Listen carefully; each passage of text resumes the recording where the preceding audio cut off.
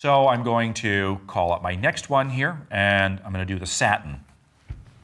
Satin's a little bit different. On a larger image, you can go ahead and see this, but what we have with the satin is kind of this kind of cool satiny effect right here. And because I have the diamonds, I'm kind of getting this, but it creates this kind of satin effect where you get these highlights and shadows. With satin, it kind of gives you these little gleaming areas right there. And I can also control, the angle at which the light appears, which completely changes how that satin actually looks and reflects on those. So pretty cool.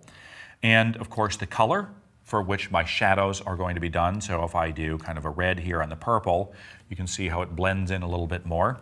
If I were to do a yellow on here and not go into multiply mode, but actually go into like lighten mode or something, it kind of will give me that little shimmer, as if the light that's being casted on here is actually that color light, okay?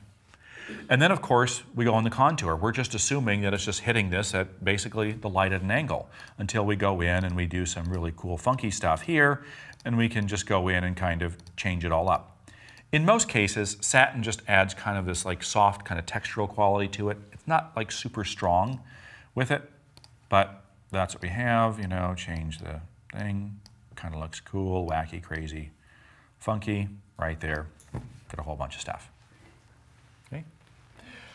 Now, another nice feature is this.